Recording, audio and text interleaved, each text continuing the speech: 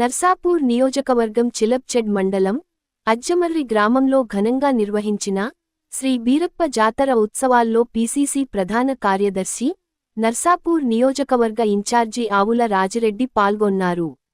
ఈ సందర్భంగా ఆయన శ్రీ బీరప్ప స్వామి దర్శనం చేసుకొని ప్రత్యేక పూజలు నిర్వహించారు.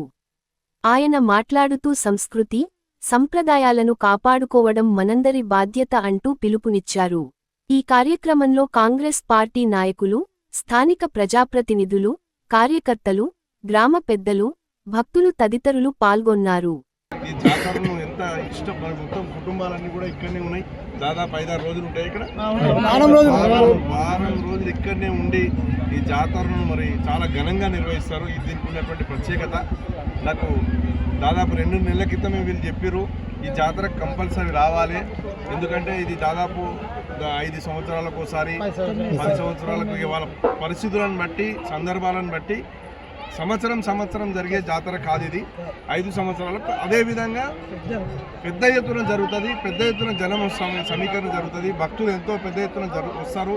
కాబట్టి ఖచ్చితంగా రావాలన్నప్పుడు నాకు కూడా ఉత్సుకత ఉండే. ఎందుకంటే ఎప్పుడు రాలేదు, ఈసారి ఖచ్చితంగా రావాలి, సందర్శించాలి, మరి వీరప్ప ఆశీర్వాదం తీసుకోవాలి, మరి గ్రామస్తులందరినీ కలవాలి అనే ఒక ఆలోచనతో రావడం జరిగింది. నన్ను ఆహ్వానించి ప్రత్యేకంగా అభిమానంతో పిలిచినటువంటి వాళ్ళకు మరొకసారి ధన్యవాదాలు చెప్తూ, ఈ 86 కుటుంబాలతో సహా మరి ఈ గ్రామంలో ఉన్నటువంటి ప్రతి కుటుంబం చల్లగా బతకాలని, వాళ్ళందరి కుటుంబాల్లో సంతోషాలు ఉండాలని, వాళ్ళందరూ వివిధ వృత్తుల్లో వ్యవసాయం చేసేటోళ్ళైతే వ్యవసాయంలో, వ్యాపారం చేసేటోళ్ళైతే వ్యాపారంలో, ఉద్యోగాలు చేసేటోళ్ళైతే ఉద్యోగాల్లో, మరి వాళ్ళ పిల్లలకు కూడా మంచి చదువులు రావాలని, ప్రతి కుటుంబం అభివృద్ధి చెందాలని మనస్ఫూర్తిగా ఆకాంక్షిస్తూ ఈ గ్రామం రానున్న రోజుల్లో ఇంకా అభివృద్ధి పథంలో నడుస్తుందని ప్రభుత్వం తరఫున కూడా మరి ఈరోజు ప్రజాపాలన ప్రభుత్వం నడుస్తుంది.